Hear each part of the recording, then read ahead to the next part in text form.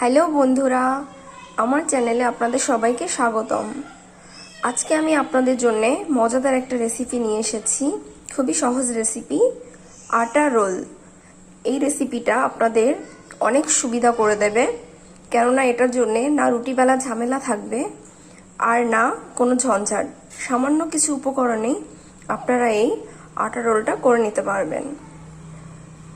তো চলুন আজকে শুরু করা যাক এই আটা রোলটা।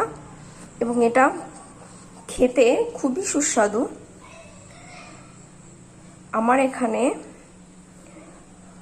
আমি এখানে 1 বাটি আটা নিয়ে নিয়েছি, যেটা রেগুলার আটা, আমি সেই আটাটাই নিয়েছি। এবার আটাটা আমি একটা পাত্রে ঢেলে দেব। এই একই পাত্রে আমি আধা বাটি দই নিয়ে নেব। আমি এই একই বাটিতে আধা বাটি দইটা দিয়ে দেব,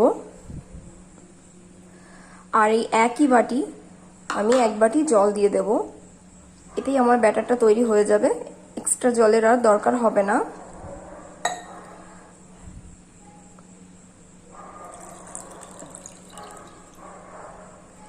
এটা দিয়ে এবার ভালো করে এটা মিশিয়ে নেব। ভালো করে এটাকে মিশিয়ে সুন্দর একটা ব্যাটার তৈরি করব।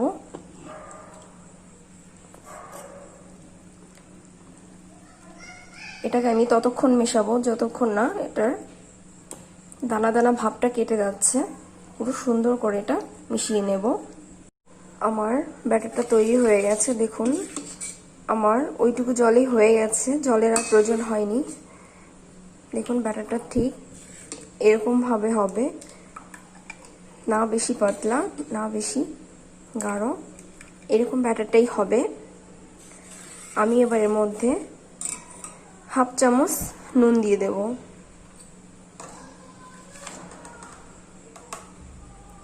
1/2 চামচ নুনটা আমি দিয়ে দিচ্ছি। ভালো করে মিশিয়ে নেব। এর মধ্যে আমি এবার 1/2 চামচ আদা রসুন বাটা দিয়ে দেব,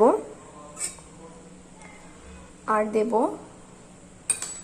1/2 চামচ লঙ্কা বাটা,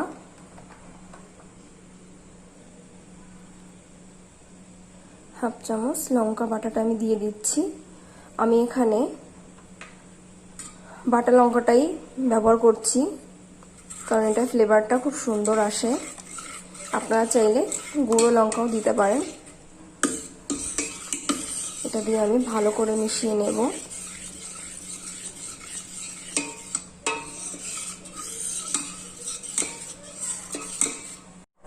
আর এখানে আমি পেঁয়াজ নিয়ে নিয়েছি 1 বাটি, যেটা আমি ছোট করে এভাবে কেটে নিয়েছি। এভাবে ছোট করে পেঁয়াজটা কেটে নিতে হবে। আর লাগছে আমার খুবই সামান্য উপকরণ দিয়ে করছি আমি। এখানে আমি একটা মিডিয়াম সাইজের টমেটো কেটে নিয়েছি। এখানে 2টো কাঁচা লঙ্কা আমি কুচি করে নিয়েছি। আর আমি একটু ক্যাপসিকাম দিয়েছি, ছোট সাইজের একটা ক্যাপসিকাম। আর একটু ধনেপাতা, যেটা আমি কুচি করে নিয়েছি। আমি এখানে সামান্য একটু তেল দিয়ে দিয়েছি। আমি এটা ভালো করে মিশিয়ে দেব, সব জায়গায় মিশিয়ে দেব। এরপর আমি এখন ব্যাটারটা একটা চামচের সাহায্যে দিয়ে দেব।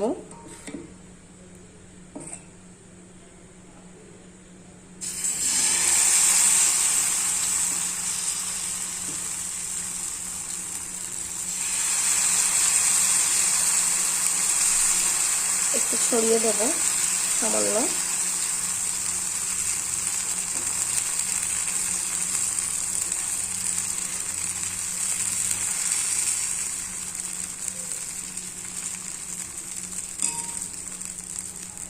এটাকে আমি 2 মিনিটের মতো এক সাইডটা ভেজে নেব।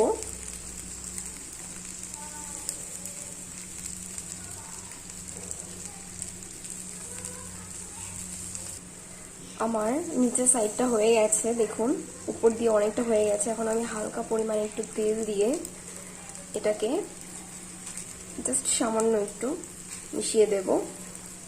আর এটা উল্টে আমি এর অন্য সাইডটা দিয়ে দেব। আমি উল্টে দিয়েছি, দেখুন উপরের সাইডটা কত সুন্দরভাবে হয়েছে। এটাকে আমি আরো 2 মিনিটের মতো ভেজে নেব।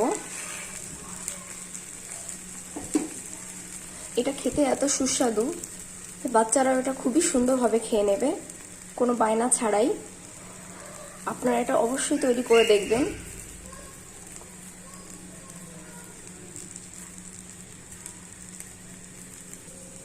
আমি 2 মিনিটের মতো এটাকে ভেজে নিয়েছি। দেখুন এখন আমি উল্টে দেব। কত সুন্দর কালারটা হয়েছে দেখুন, আর সবগুলো খুব সুন্দরভাবে মিশে গেছে। এখন আমি এটা প্লেটে নামিয়ে নেব। আমি আরেকটা করে দেখাচ্ছি। এখানে আমি প্যানটাকে আরেকটু মুছে নেব। এবার আমি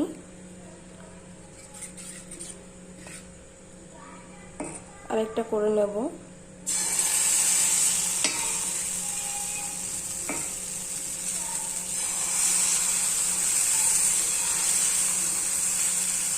আলতো করে একটু ছড়িয়ে দেব।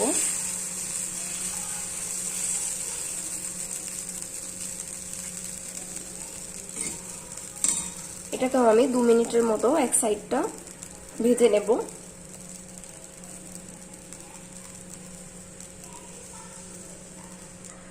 উপরে আমি সামান্য পরিমাণে একটু তেল দিয়ে দেব।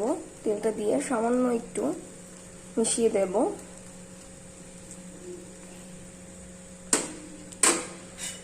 আমার নিচের পাশটা হয়ে গেছে। এখন আমি এটাকে উল্টে দেব। দেখুন কত সুন্দর করে হয়েছে।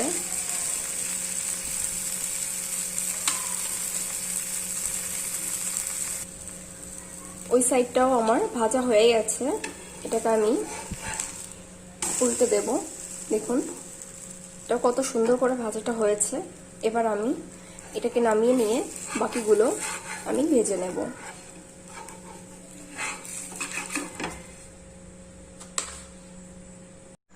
এক এক করে আমি সব রোলগুলো বানিয়ে নিয়েছি।